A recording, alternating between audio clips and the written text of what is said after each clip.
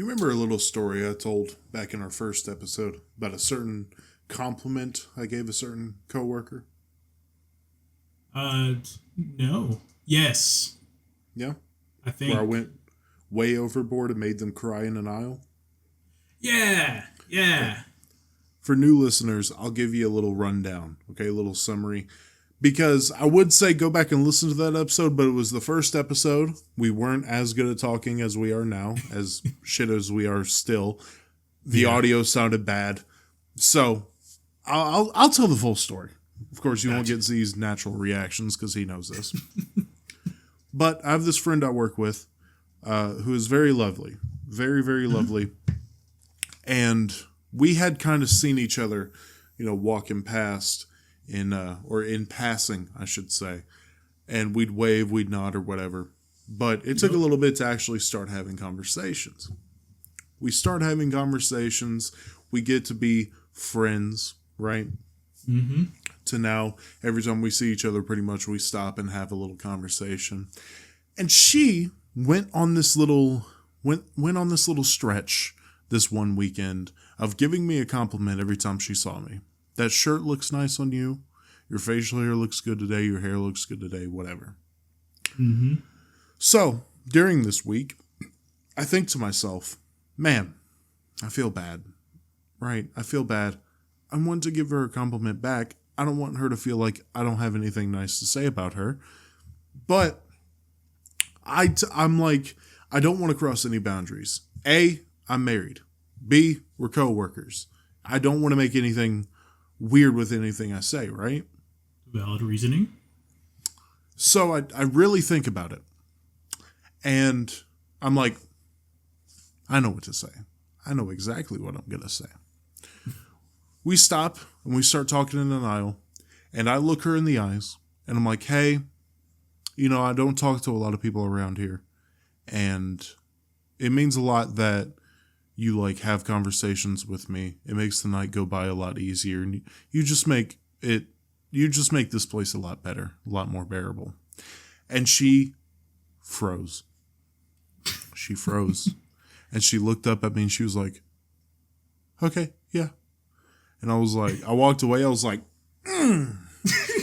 big old W. Gave her a compliment. Didn't cross any boundaries. Wasn't weird about it. Like, I did it. And then on break time, I start walking a break and I see her. I say, was good. And she says, hey, by the way, you left. I went into the next aisle, sat down, and cried my eyes out. And I was like, wait a minute. Wait, how, what? I didn't. She's like, no, it's not a bad thing. That's just the nicest thing anybody's ever said to me. And I was like, I was just trying to give you a compliment.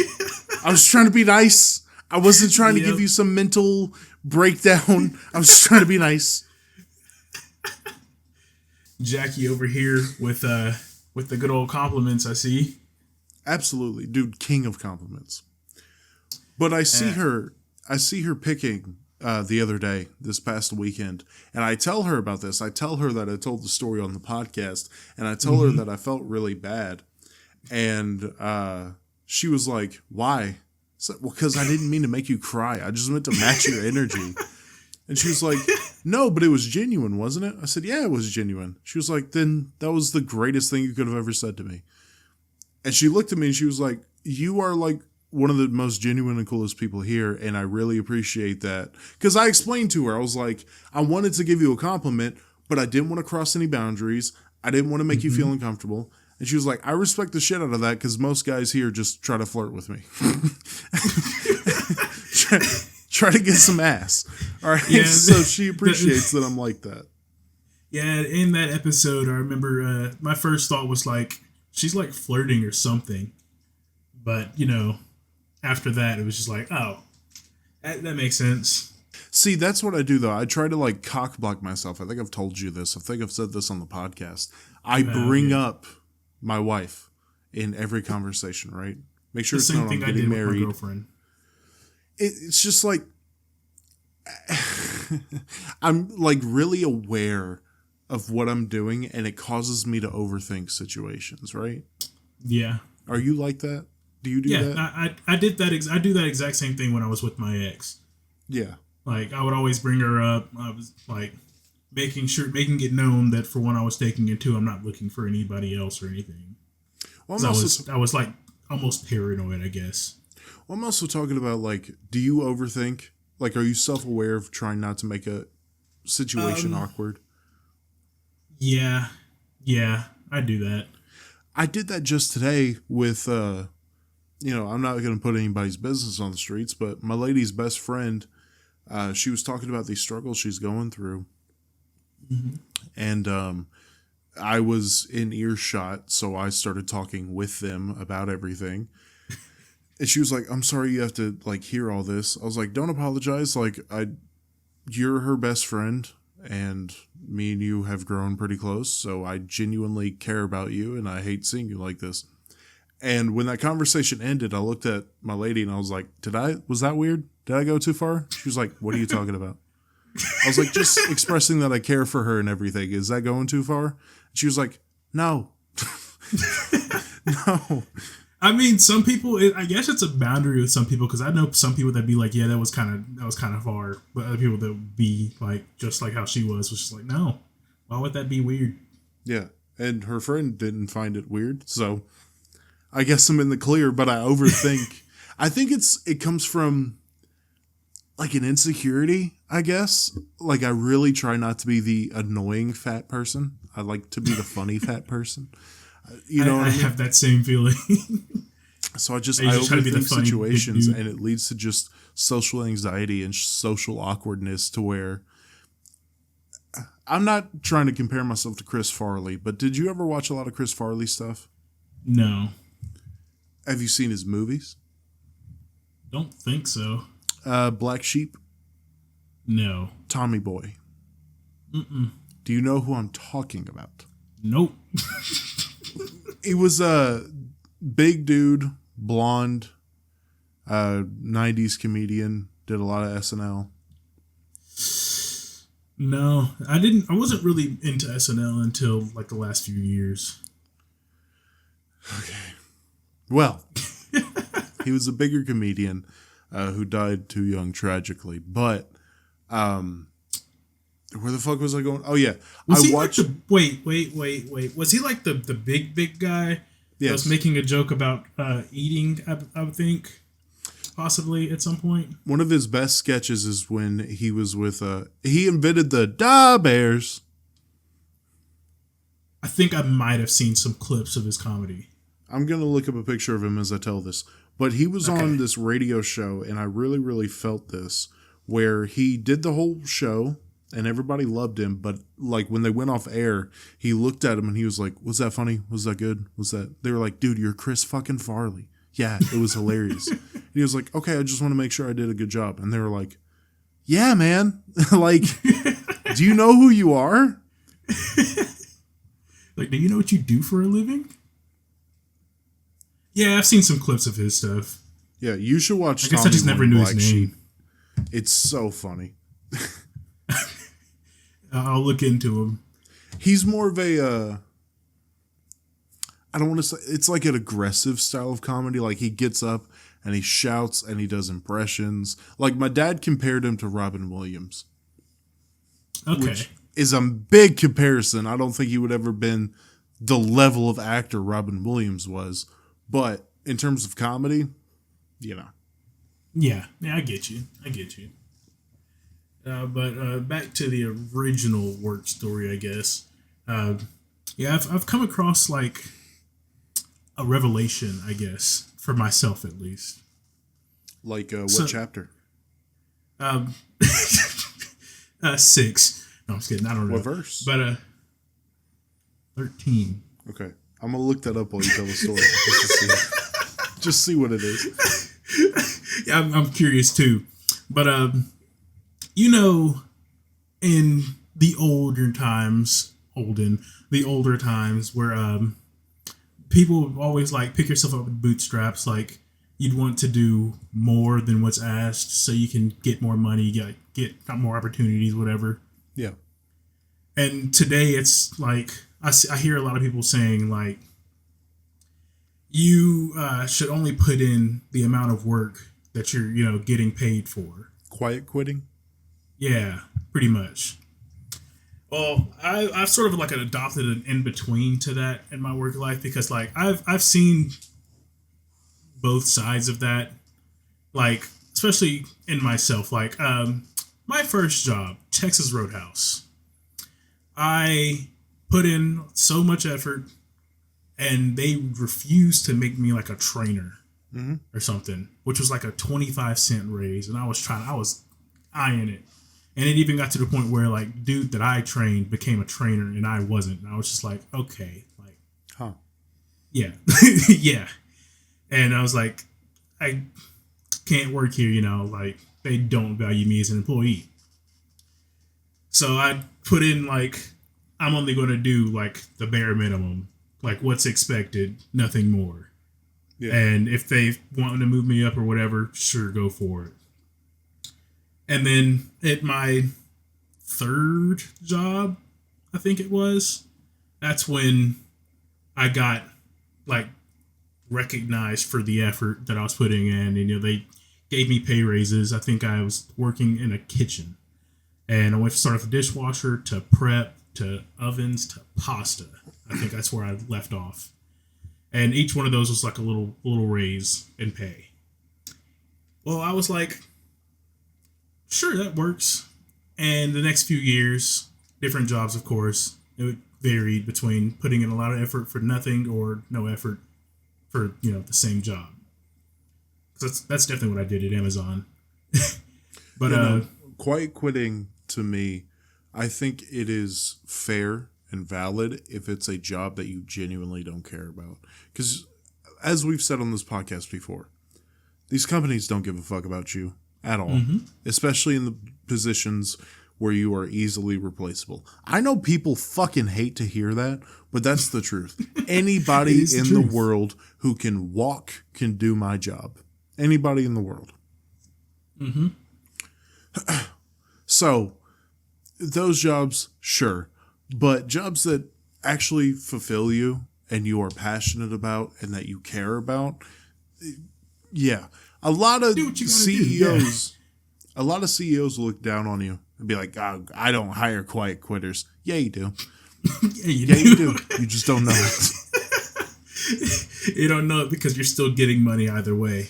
So I will say, like the gas station was a job that I could have easily been a quiet quitter, but a part of me is a people pleaser, even though y'all have heard me rant about people before, both of us. I don't like people. I still like to make people happy, though. Yeah, that's how I am.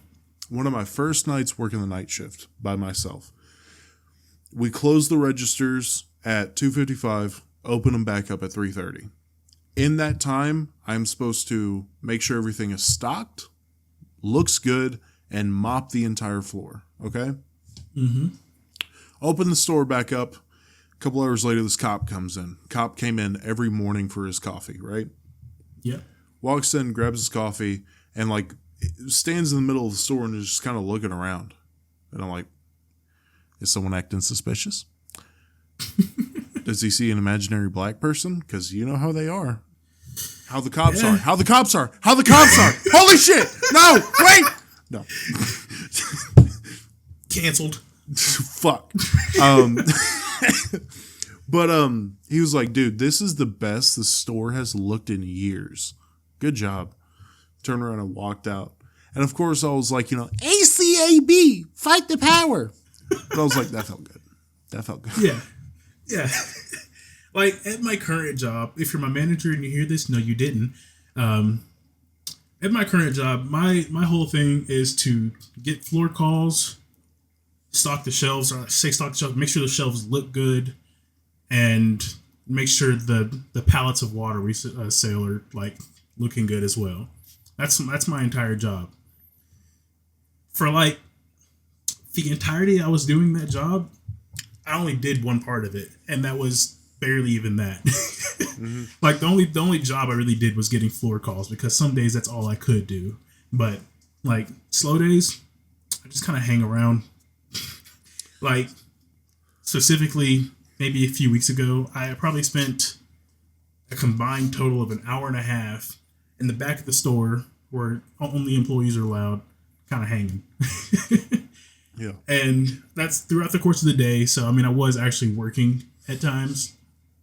But it had been told to me that some of my managers were like, yeah, he's like super good at his job. And one of them had even like radioed me and was like, hey, like, if you could just do these two things, I'll approve any overtime you get. I didn't hear that message until, a few weeks later when they told me they had sent that. But I was like, do they really like me that much for barely doing anything? Out of the factory I worked at, I got two of those instances. One was not said to my face. The other, so at this job, I quite quitted. Job sucked. The pay wasn't great. The benefits weren't great. They weren't transparent. Just an overall bad place to work, right? Yeah. Same job that posted, hey, if you fear for your life coming in when the roads are frozen over, don't come in, but you will be punished for not coming in. Yeah, I remember that one.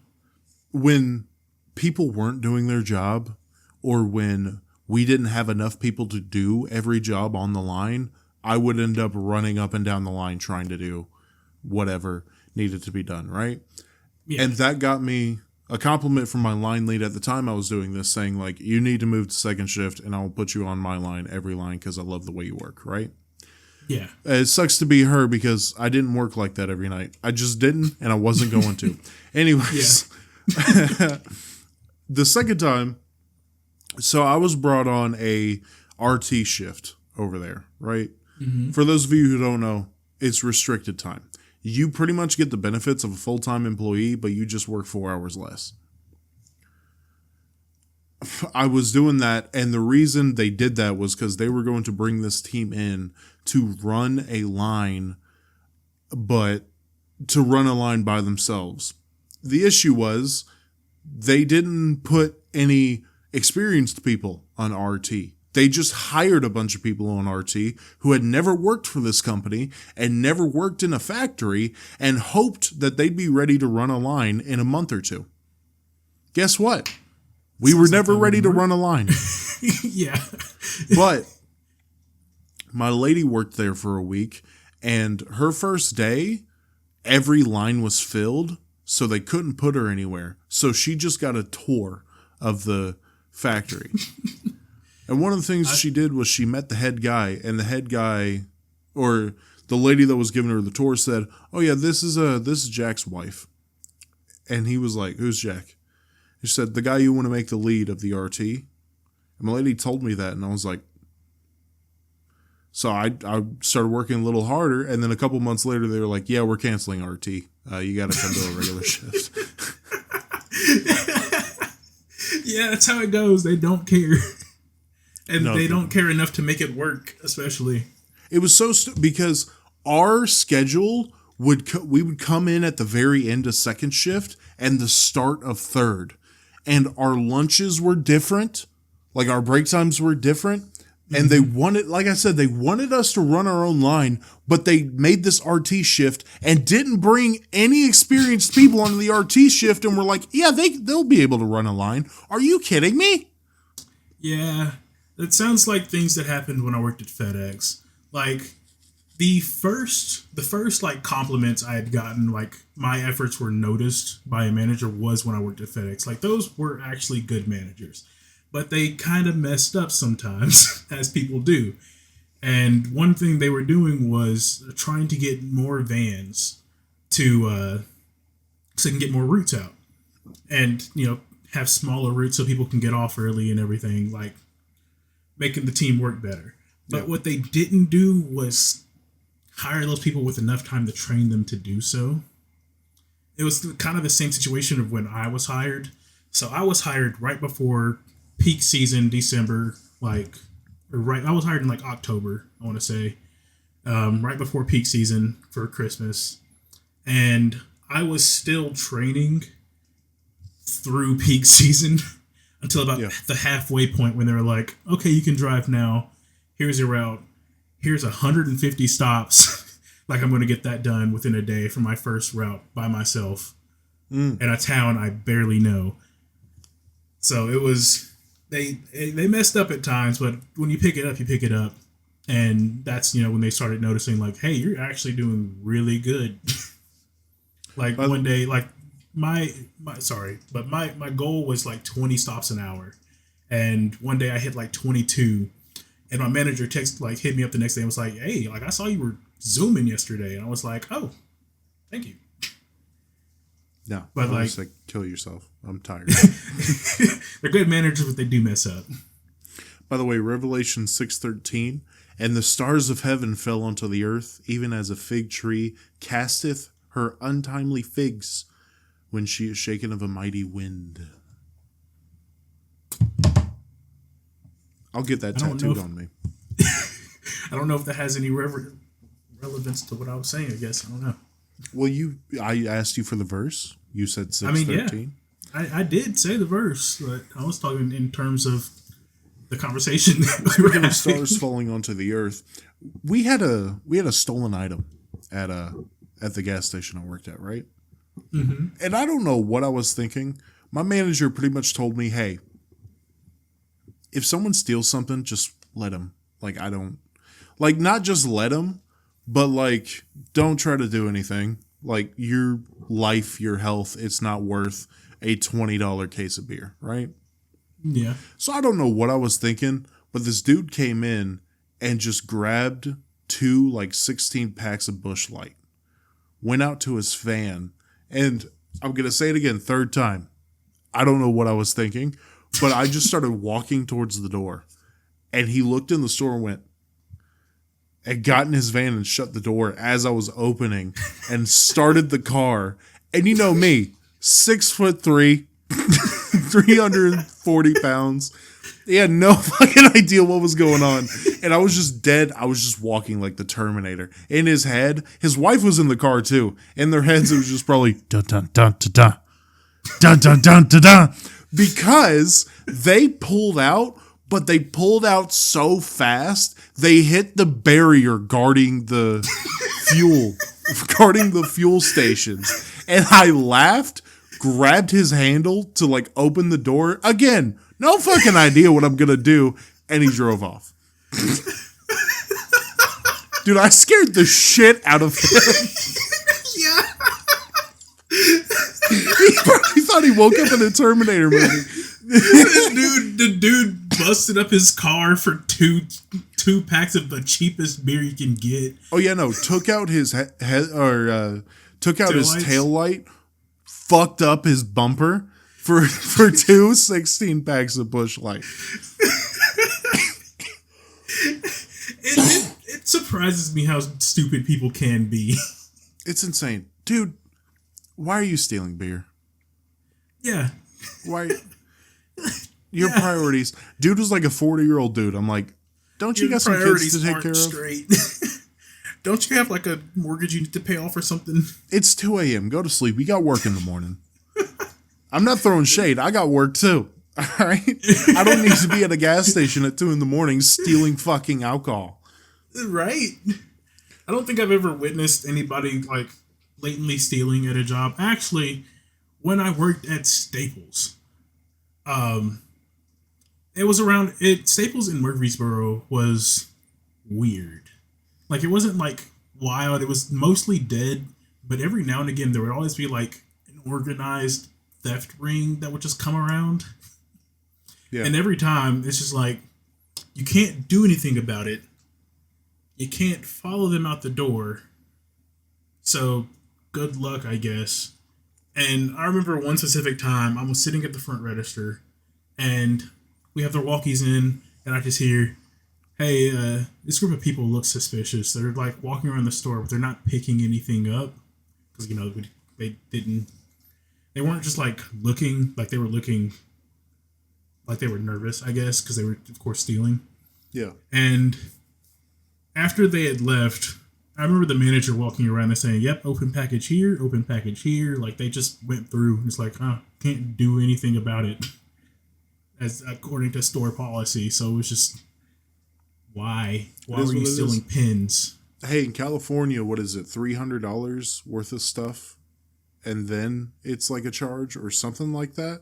I think Or it's 500 until it hits, then it hits misdemeanor or something like that. That's insane. It's cool. It's insane. I had a What stuff have you stolen from a store? I know you have. um. Thank fucking Christ, Z. Thank Christ. Because you could have immediately been like, what you mean by that? What you mean, of course? You've stolen things. Thank fucking Christ you didn't do that. And it sucks that I brought it up. So let's just keep this train rolling. So this was 10 years ago in Mexico. No, I'm just kidding. I'm not giving away when this happened. But this was like, I don't remember how long ago this happened, but they're here and I've just had them ever since. I've never even opened them. See, I've stolen one thing as an adult, and it's usually been on accident. Like we've gotten a charger cord or something like that, and we've placed it like beneath a gallon of milk, or not like a gallon of milk, but like some toilet paper or something, and we just forget to scan it, and we just walk past and we're like, oh shit. There's a lamp in my living room that was basically that same situation.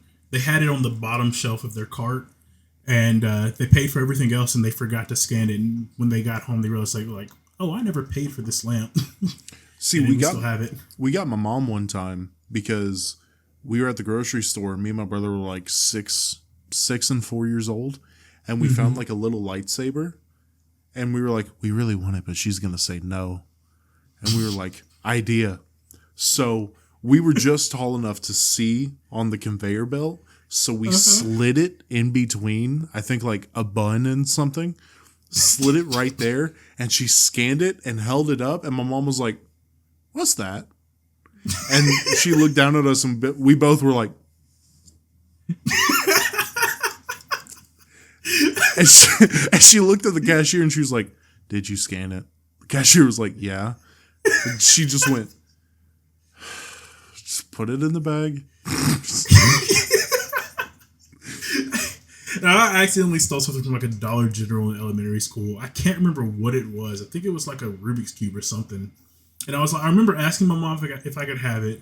Her saying no. And I was like, okay. And then I sat it down somewhere. But I guess I had a habit of picking whatever up that I sat down thinking, I was leaving it behind. Yeah. So I just kind of was like, oh, I almost forgot that, and walked out the door. And then like a week later, my mom saw it and was like, where did you get this? And I was like, what are you talking? Oh. Oh. Yeah. There was another time where my brother considers me an absolute buffoon, an absolute dumbass for this, which I fully agree. Again, I guess we just had a habit of like stealing little things from stores, little shitheads.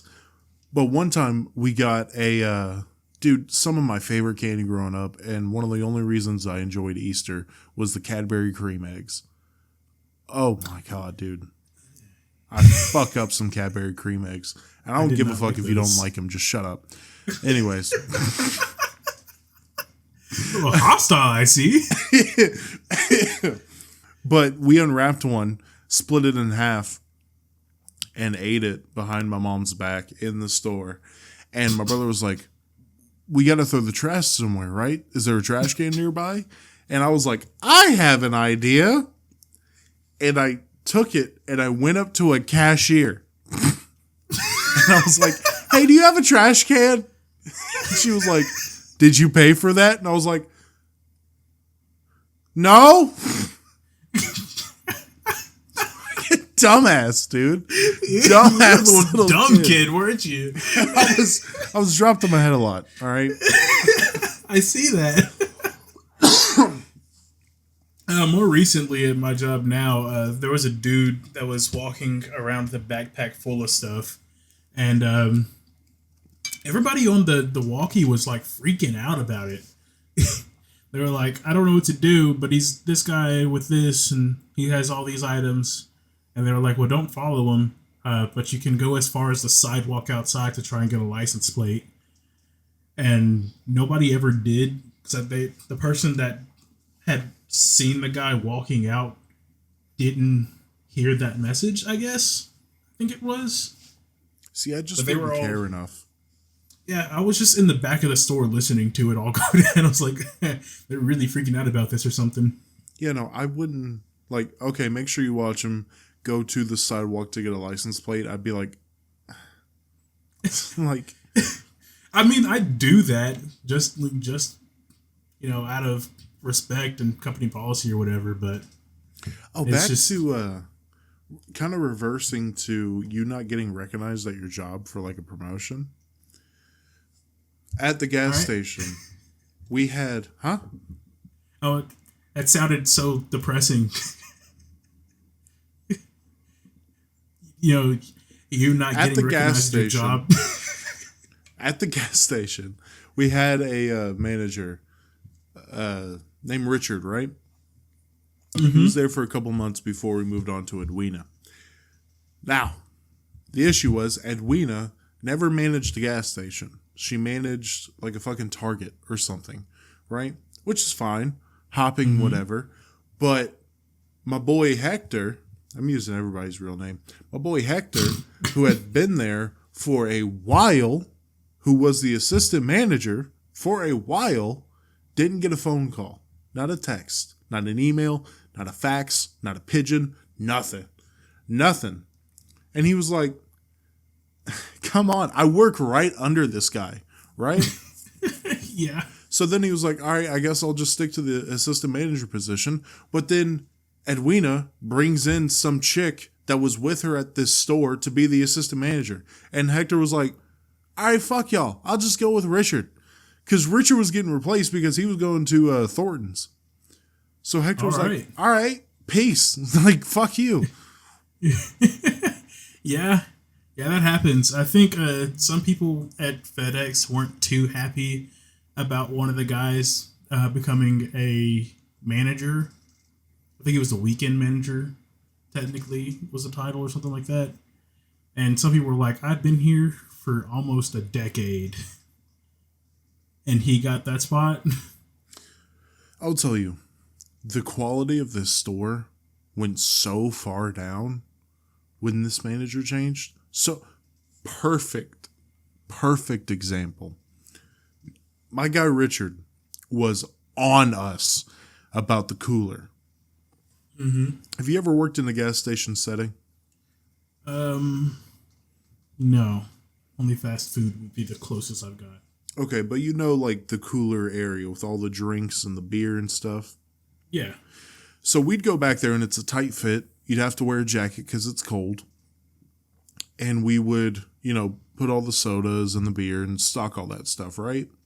Yeah. Well, you had to go in there with a cart or a trash bag because all the stuff that's holding the sodas and the beers before it gets stocked, you have to put it in the trash bag, right? Yeah. Richard was on us about that.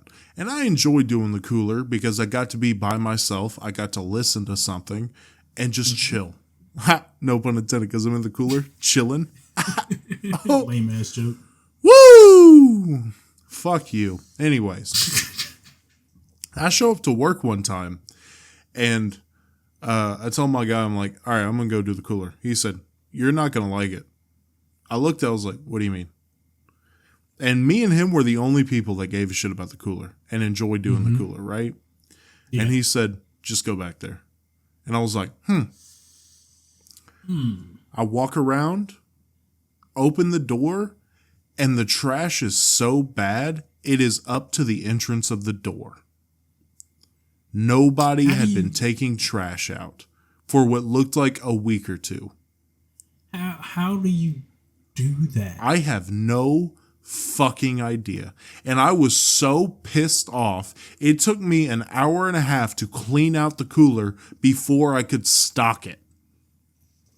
So I clean it out. But before that, I take pictures of it. And I send them to Richard because I still have his number. And I'm like, if the cooler ever looked like this when you were around, you would have shot our families in front of us. You would have been so pissed off. I could not believe it had gotten that bad. Yeah, that is horrible. That is like a situation I went through at Lowe's. So I started working at Lowe's right after they had went through a massive like rule change and like manager change Mm-hmm. that had fucked up the system pretty much that they were running on, and all the people that were in receive hated it and quit. Stands for one guy, two guys, and so I join. Everything's all cool, and then they start changing stuff.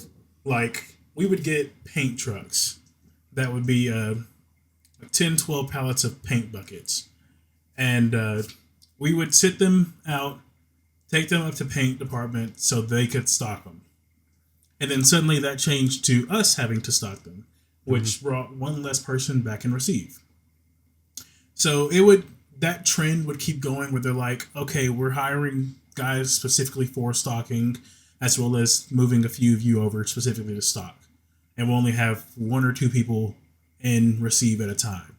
Which, I don't know if you're aware, but this Lowe's got anywhere from 10 to 30 trucks a day. And we unload trucks at both the receive dock, the outside gate, and the other gate that was by lumber. Mm-hmm. I remember specifically being out there one day for probably close to 3 hours unloading trucks because they all came one right after the other. I think it was 12 trucks in a row was the record. So having one or two people doing that would not work. No. At all. And it just slowly kept going downhill from there. And eventually I texted one of the guys and was like, dude, if you were still here, you would be so pissed at how this was like running. And I've had to like take pictures to show the managers the way that some people who probably shouldn't have been on a forklift were stacking things on the shelves. Like it was bad. See, they replaced receive at Amazon with decant. Was that what it was called? It was still receive when I was there. Yes, you left 3 years ago. Yeah. Keep that in mind. Yeah. They changed from receive to decant. And I asked the manager because it was basically quantity receive. It just had a different name and it looked different. Okay? You remember quantity receive? Yeah. Yeah. So in this new format, you scanned the box and then you counted the number of items in the box and you scanned the tote and just put in the count, right? Yep. And I asked him, I was like, most of us do this receiving anyway. Why are we having to go through training on a new format that is just a reskinned version of one type of receive? Mm-hmm. And he looked at me, and this was the realest manager I ever had, okay? It's why he only lasted a couple weeks. He looked me in the face and said, some snake-tongued fuck wanted a raise. And I was like, fair. I appreciate the transparency. Yeah. Someone just said, hey, I can spin this a little different, get me in the good graces so I can maybe rise in the ranks. Hey, this isn't quality, or this isn't quantity receive, it's decant. Huh? Quantity receive was like the best way to do it, in my opinion. Like I would always like those, whenever you get the boxes of like the little toys or whatever, I just count them out, type in the number, and I'm good. Yeah. And then you fuck up, because sometimes I would do that and then realize that there's like 4 different ASIN, 4 different barcode labels, and I'm like, fuck. I have done that a few times, but I think I've been able to go back and fix it, right? Just take it to the person. If you already sent 2 totes, you're already going to get that quality strike. I don't think I've ever sent one that I've been unable to recover afterwards. I gotta tell you something about Amazon that I've experienced the past couple days that, it gets under my skin. Okay. It could be just a coincidence. Have you ever heard of synchronicities? No. So it's basically patterns that you recognize once you experience something, and in your mind it clicks that there's something off about it. I'll give you an example. I drive a Dodge Journey right now. Mm-hmm. I had never known of the existence of this car, okay? Until I was in the lot and I got it. But as soon as I got it, I saw 3 of them in the Amazon parking lot. I see them all the time on the interstate. Okay, yeah, I get the reference, yeah. That kind of thing, right? Yeah, I've experienced that, yeah. And maybe you could agree to this. Did you do a lot of picking at Amazon? I just saw you in stow and receive. I was only in stow and receive and indirect. Okay, so you never experienced this, but I'm going to tell y'all, okay? For some reason, when work is getting low, every fucking item that comes across my scanner is on the bottom 2 shelves. Every single one. Okay? Now, the shelves, depending on where you are, I think the normal is they go A to J. A, B, C, D. Start from A at the ground, go to J. Okay? Mm-hmm. Everyone is on the A and J shelves. So I have to continually squat all the way down because remember to lift in your power zone and keep a good stance. I'm saying it like it's nerdy. Do that. I didn't do that. My body hurts. I live in constant pain. Okay? Yeah, that is your fault.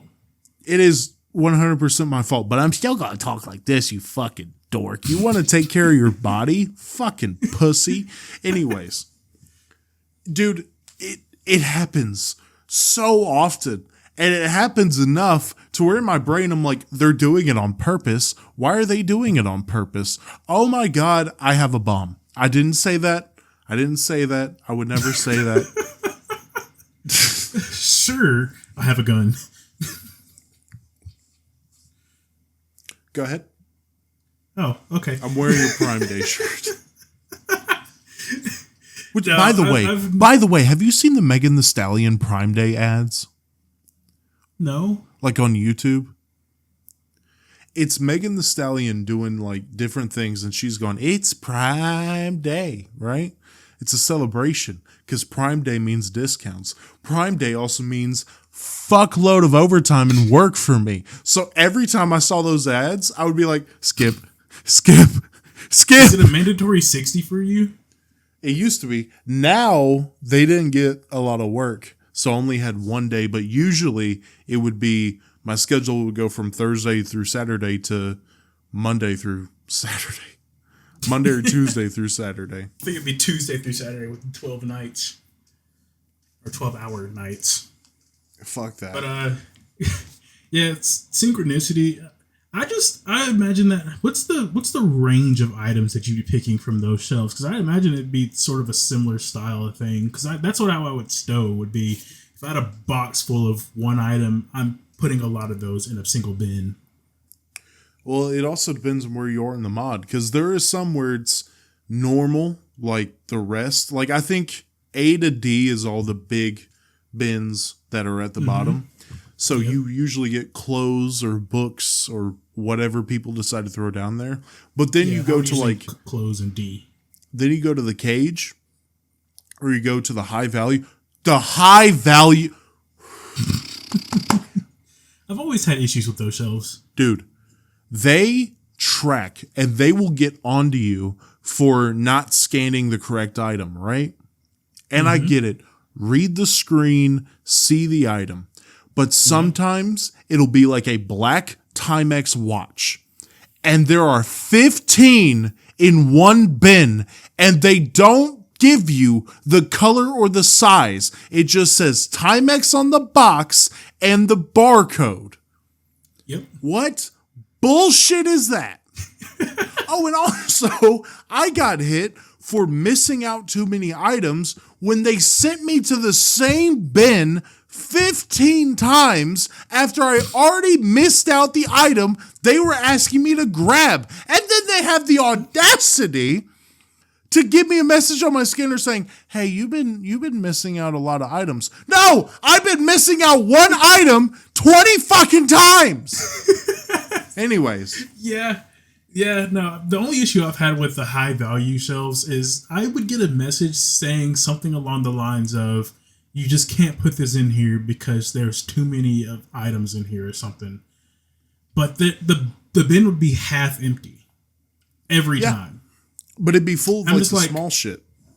Yeah, but every time it's like there was one specific time I remember the high value shelves. I think it was what E mod, probably the first floor, and I remember specifically going from bin to bin to bin to bin with the same message every time. Mm-hmm.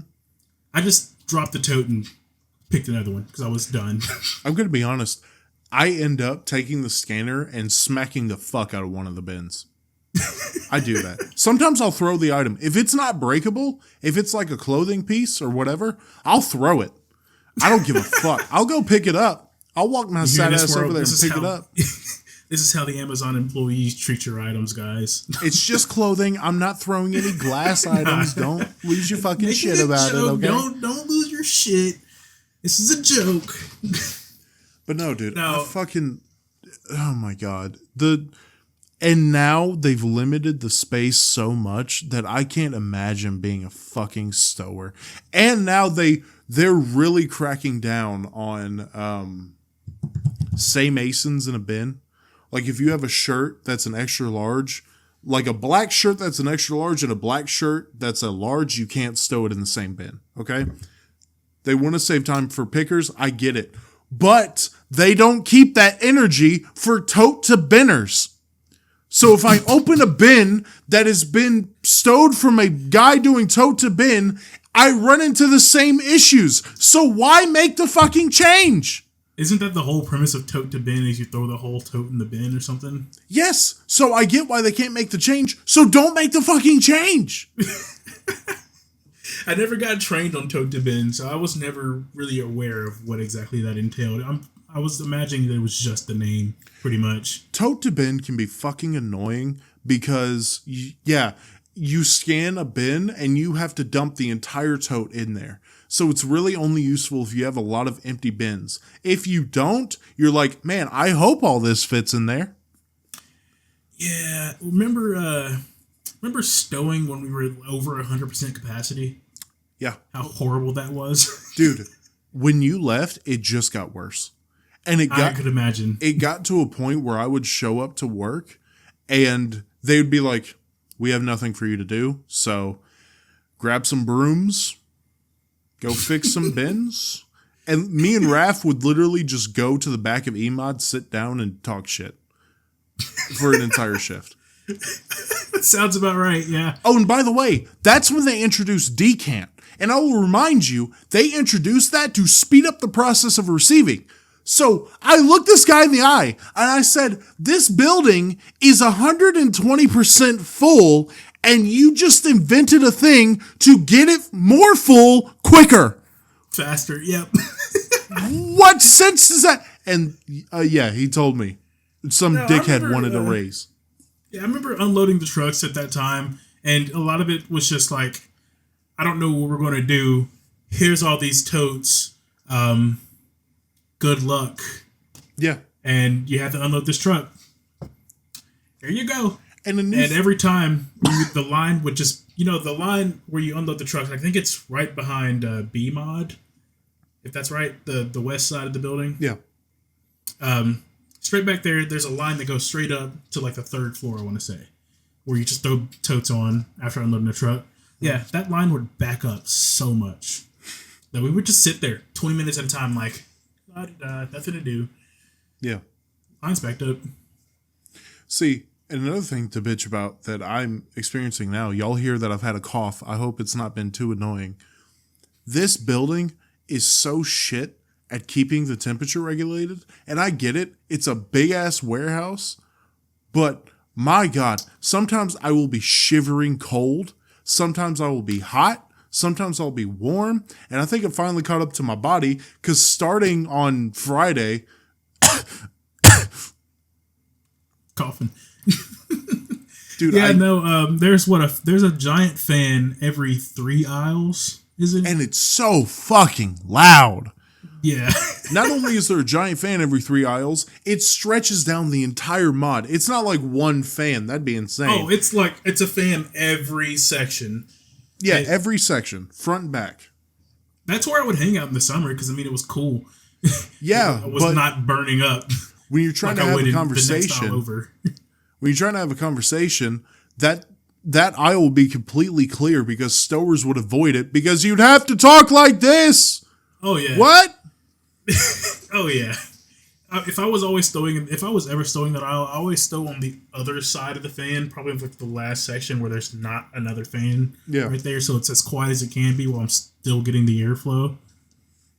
But if I'm stowing close to that fan, I just can't talk to anybody because I'm not going to yell at you. Yeah, I'm just not going to do that. I'm bitching about it.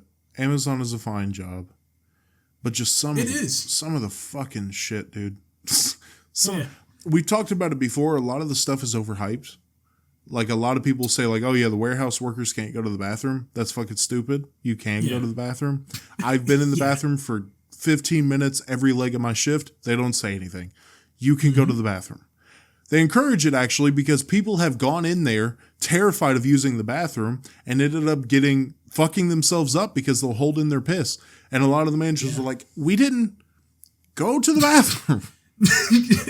Yeah, I don't know why people decided that Amazon was such a horrible place to work. I mean, I guess there was probably stricter rules before COVID because that's when we worked there, was during COVID times. Mm-hmm. And I know a lot of things were laxed because of that. I don't know if they ever tightened that back in, but you got to remember too. Laxed when we started working there. We got to remember too. Just playing devil's advocate again. We worked the night shift, day shift. Mm-hmm. I hear bad things about day shift. Day shift is anal about everything, apparently. I knew 2 people in day shift that I was related to at that warehouse, and I never really heard too much bad about it besides the amount of hours worked. Well, that I hear 2 guys from day shift came on to work the night shift, and I talk with our mutual Jacob all the time, and they're anal about the rules. They're real anal about it, which maybe is just my punk rock, fight the system, man. But goddamn, they're not lax. They're not giving at all. It's giving tyrant. Never do that again. It's giving dictator. Yeah, okay. It's giving tyrannical state. It's giving fire a dickhead bus. No, but back to the temperature control. It reminded me that I found out recently about my job. There's 24 AC units in the building, or for the building, right? Mm-hmm. Apparently only 1 was working.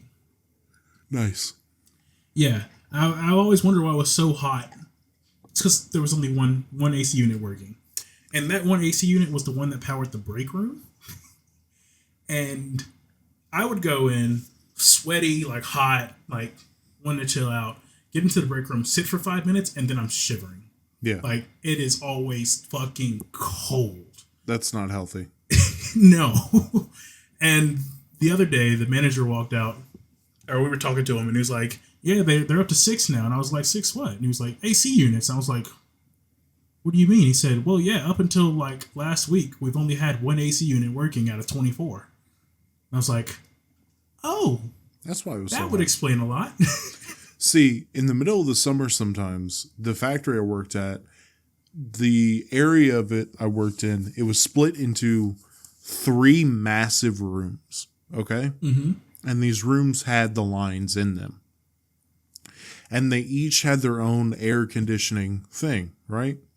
Yeah. The last room's AC would go out so often, and you could tell because the time clock was in there. So as soon as you walk in, if it felt good, you were like, fuck yeah. Awesome. Sick. Because most of the time I was working in there. But sometimes you'd walk in there and you couldn't breathe. It was so fucking hot. And you'd be like, oh God, please don't put me on a line in here. Please don't put me. Fuck! Yeah. There was one day I walked into the break room, and I remember being like, like, I guess the air was turned off or something because it was just muggy and warm and it's like hard to breathe. It was bad that one day. And it wasn't even like the whole day. It was just when I walked in. And then after that day, it got cooler and cooler. But I've got to give my company shit here for hiring the absolutely worst refrigeration mechanics that they could find. Mm. Like, with whoever they're contracted with can't do their job. Over the course of like the last 2 months, all of the freezers and coolers, like, not at the same time, but they would just go out. Yeah. And there was one day they've had to throw out like a few tens of thousands of dollars worth of food just because it got too hot. And I think we finally got them all working again, but there's still an alarm that they somehow tripped that will go off every like 10 minutes. And we have to call them back to come fix it, which is going to take a few weeks. See, I'm making weird faces, and I apologize because you talked about that, and it reminded me that I did jury duty, and I met a dude, a salesman for the equipment that the company I worked at would buy, the factory, right? Yeah. And the reason I started making weird faces is because that started pushing all the memories of what happened on jury duty. Do you want me to unload this real quick? Sure. Into the episode? Let's get it. So I found out that day, or no, the day before that I had to do this. And it was in the morning. And what sucked was my lady was at work. I had to drive my lady to work. And it was in the middle of a week. I think it was Prime Week, actually. I had just gotten off a 12-hour shift. I had to take her to work. And then I had to be at this place at 8 o'clock. Okay? And I had work that night. So I was rocking on no sleep. And that's when you call out for jury duty. See, I tried. But like I said, I found out the day before. So I tried to call them, but it was too late to call them. So when I pulled up, I was like, hey, I haven't slept an inch and I have to work tonight. Is there any way I could get off?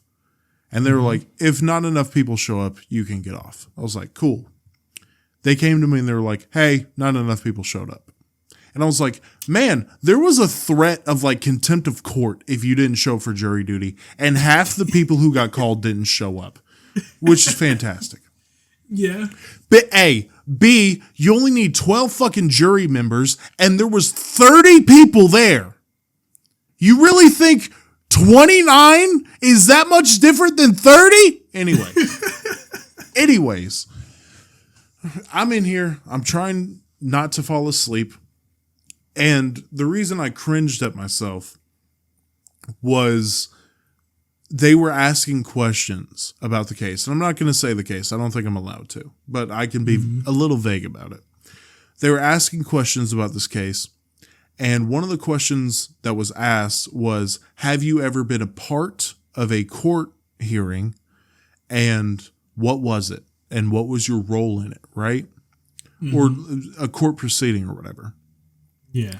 And they said, raise your hands. And they'd go around with a mic and you would say the situation. And then he would ask, would that experience like detract you or change your opinion on how the court system works, right? Yeah. I raised my hand and he gave this out of like, if you don't want to say it out loud, you can come up to me. And I went up to him. I'm not going to explain what it was because it happened a while ago. It's over. And I don't want no fucking pity, whatever. Oh my God, look at Jackie.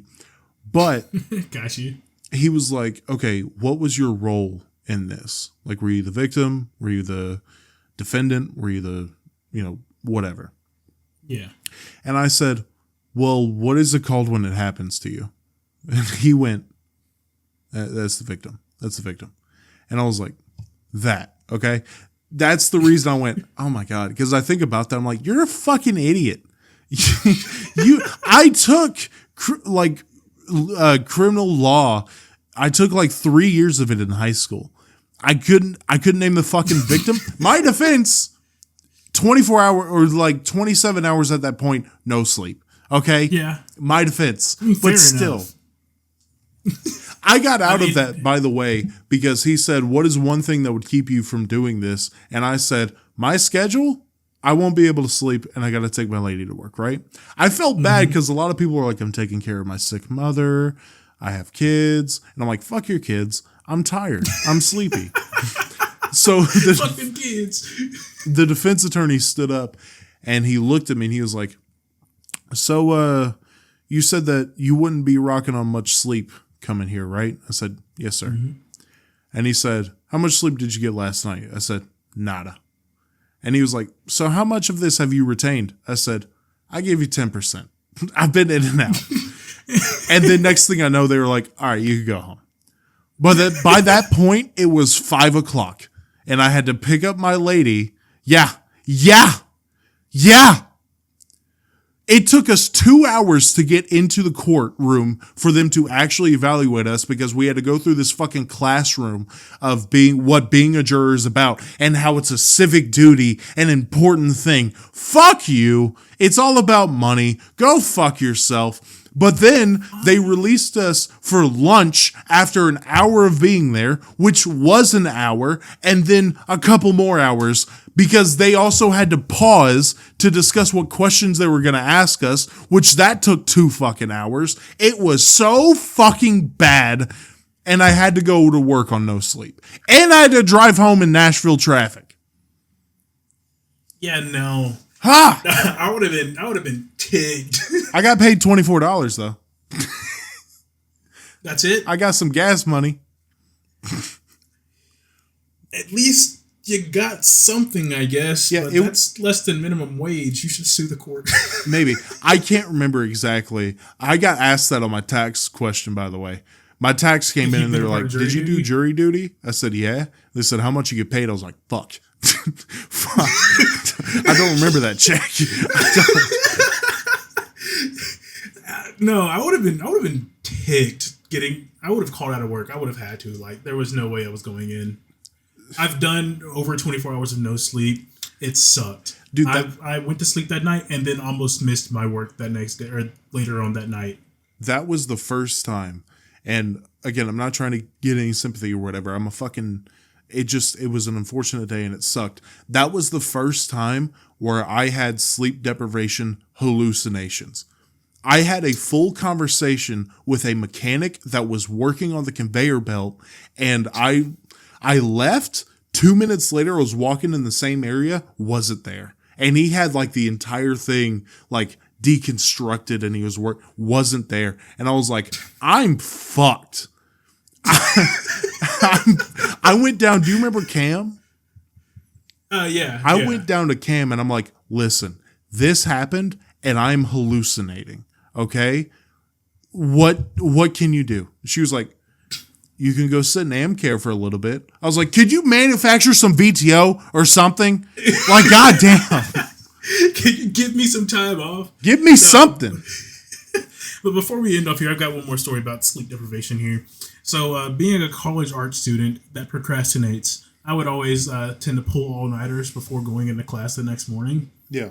Well, this one turned to me from being up at 8 a.m. one morning for whatever class, working on the project overnight, and then at 7 a.m. the next morning, it being my rotation to drive to the satellite campus, which was about 30 minutes away, for another class with a couple of other people. I was so far gone at that point that, well, they would probably hate to hear this now, that I practically fell asleep driving and like hit the wake up bumps, the sleeper bars on the side of the interstate. And like they're like, "You good?" And I was like, "Yeah, I'm good." And I drove back, and I remember being up till like 2 o'clock that day, working on another project, and then it was like, okay, I was an RA at this point, resident assistant, and I had duty that night starting at 6. So I was like, okay, if I can get 4 hours of sleep here, I can be up till 6 or be up at 6 and then stay awake till midnight or something. That's when we could go to our rooms and go to bed.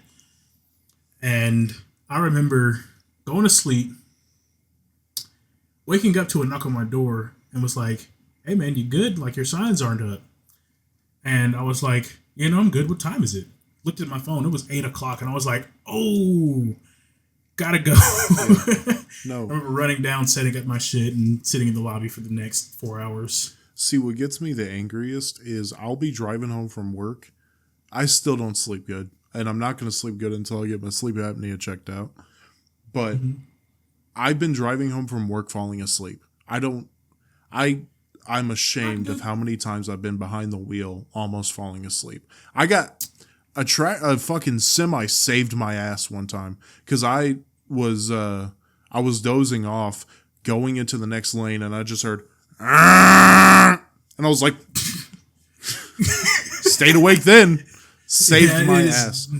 Yeah, driving while sleepy is just the same as a DUI. Like it'll fuck you up. But what pissed me off, or what continues to piss me off, is I'll be damn near falling asleep the entire ride home, slapping myself, and I'll try to like shake my hand the entire drive, but of course that doesn't fucking work. So, but I'll get to the house, I'll get me a little snack for breakfast, and I'll lay in bed fully awake. Fully awake. And I'll be like, are you fucking kidding me? I figured that was coming. Oh my God, dude. It'll take me 2 hours to fall asleep. And I'll just be screaming in my head, you almost killed me, you son of a bitch! Yeah, it's not fun. I've had several a sleepless night just like that. So, we're going to end this podcast off with a little life lesson. Get your fucking sleep. Please. And please get health insurance if you have sleep apnea. Please get it checked out.